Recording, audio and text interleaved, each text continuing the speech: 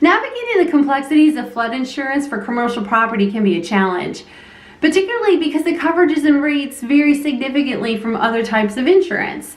The P&C policy is designed to cover several perils: wind, weight of snow, theft, vandalism, but the flood policy is designed to cover one peril: flood. Now, flooding can happen from heavy rainfall, snow or melting snow, hurricanes, and even construction. This can cause business owners to underestimate their vulnerability for flood. They feel like it just couldn't possibly happen to them, or they just can't simply afford the coverage. This mindset is what makes flood one of the most underinsured events. Did you know that flooding is the #1 natural disaster that happens in the United States, and that at least 25% of small business owners will never reopen their doors following a flood? The estimated cost of 1 inch of water to a 2,100 square building is almost $24,000. And the federal disaster is available if the president declares it, and even then it's typically a loan, which means it needs to be paid back.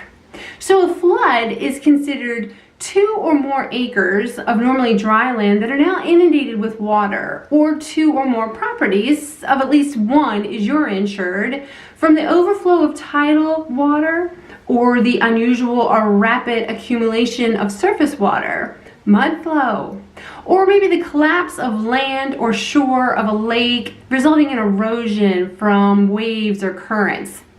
The federal insurance program is run by Congress, and it was designed not to make you whole again like P&C coverage does, but just to remediate flood damage.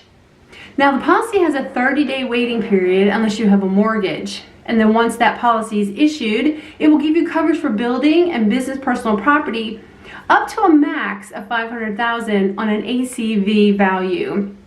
There's one notable exclusion: that's business income. Business income is not included on a flood policy. And I do want to point out to you that your insured's BOP or package policy will not be triggered by a flood damage. But through SIAA, you have the ability to write flood coverage with Hartford, MetLife, and CRC. Now, the Hartford and MetLife policies pretty much follow suit with the definitions I've given you already. However, CRC has a carrier that's private called Innsmark. They are able to give you coverage for business income, replacement costs, no 30-day waiting period, and limits up to $40 million. You know, each month I tell you of 3 choices. You can either assume, reduce, or transfer the risk. However, with a flood policy, the only real question is, do you have any or none? Get in the habit of quoting flood insurance for your clients.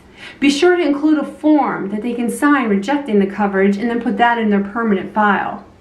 Join me next month to see what commonly overlooked coverage I'm dishing out for your agency.